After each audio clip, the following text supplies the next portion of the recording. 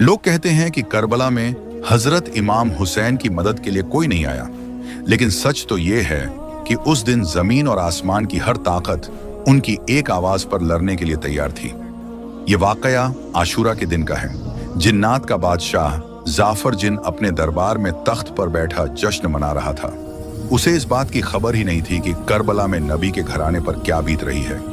तभी अचानक उसके तख्त के नीचे से दो जिन रोते हुए और मातम करते हुए गुजरे। जाफर ने उन्हें रोका और पूछा, अरे आज तो खुशी का दिन है, तुम लोग क्यों रो रहे हो? उन जिन्नात ने रोते हुए जवाब दिया, ऐ बादशाह, आपको खबर नहीं, अभी हमारा गुजर यानी करबला की जमीन से हुआ। वहां हमने देखा कि रसूल अल्लाह के प्यारे नवासे हुसैन इब्ने अली खून में लथपथ हैं। उन पर तीरों की बारिश हो रही है और वो सजदे में हैं। ये सुनते ही जाफर जिन के पैरों तले से जमीन खिसक गई। उसने फौरन जश्न को रोका, सर से ताज उतार फेंका और जंगी लिबास पहन लिया।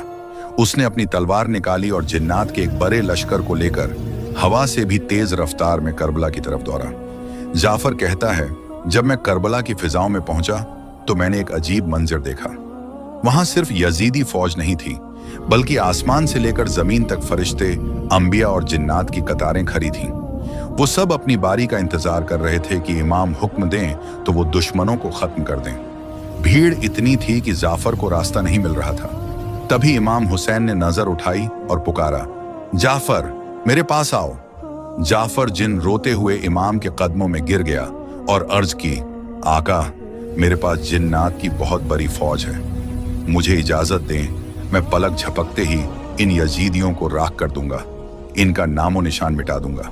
मगर इमाम हुसैन ने बड़े ही सुकून से फरमाया, नहीं जाफर, रुक जाओ। अगर मैं चाहूं तो एक इशारे में दुनिया पलट दूं, लेकिन मैं अपने नाना के दीन को बचाने के लिए और अपने रब की रजा के लिए यह सब्र कर रहा हूं। मुझे अपने अल्लाह की मर्जी प्यारी है। तो दोस्तों, याद रखना, करबला में इमाम हुसैन बेबस नहीं थे। कायनात की हर ताकत उनके हाथ में थी, लेकिन उन्होंने तलवार नहीं उठाई ताकि इस्लाम जिंदा रहे। करबला का यह मंजर बताता है कि जीत हथियार की नहीं बल्कि सब्र की होती है।